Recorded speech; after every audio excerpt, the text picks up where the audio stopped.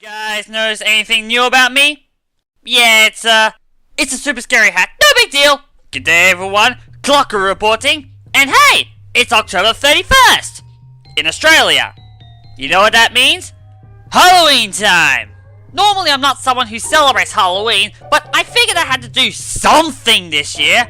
I had to at least do 1 year of a proper Halloween video. Sadly, I wasn't able to get a full video ready for tonight because A, I couldn't settle on a subject, B, when I did settle on a subject, I ran out of candidates, and C, I just ran out of time full stop.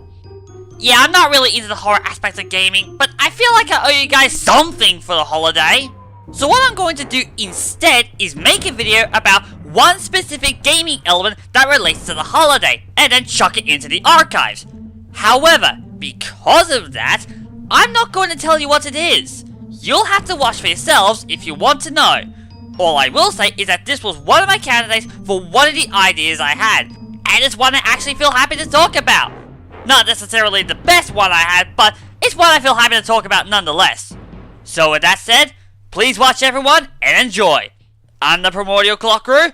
Happy Halloween!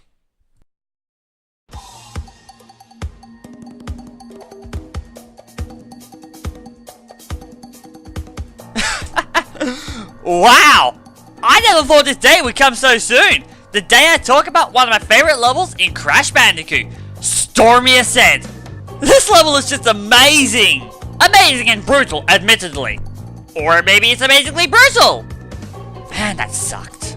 Stormy Ascent is a level that was cut from the original game by Naughty Dog because it was incredibly difficult. And you know something? Given how hard the original game is, I don't blame them! But in the Insane Trilogy, everything that was wrong with the original game has been fixed, and Stormy Ascent was added as DLC. Doesn't make this level any easier though. This level is a textbook example of how to present something as if it was straight from a horror movie. It's not scary or unsettling, but it certainly oozes in ambience.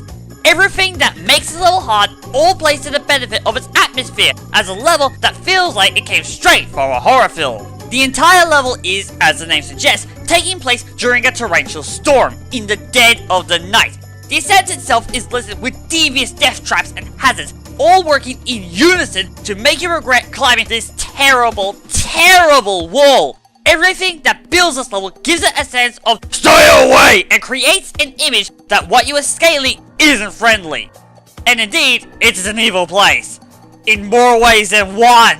Retracting platforms, retracting steps, fast-moving platforms, vultures, spike traps on the retracting platforms, spike traps on the retracting steps, spike traps on the fast-moving platforms, spike traps on the vultures. Yeah, I think you get the idea. This level is just one massive death trap. The music also adds to the ominous setting you have found yourself in. It's not light-hearted and relaxing like the major part of the game. It's deep and edgy, making it feel as though it is part of the bigger picture. The upshot is that it feels like the entire level is an omnipresent being, bearing down on you and suppressing you, making you fearful for the monumental challenge you are facing. Or maybe I'm just crazy. It's not the most terrifying of levels, or even scary in the slightest, but it just oozes with horror motif that it's utter perfection. And I can guarantee you this at least.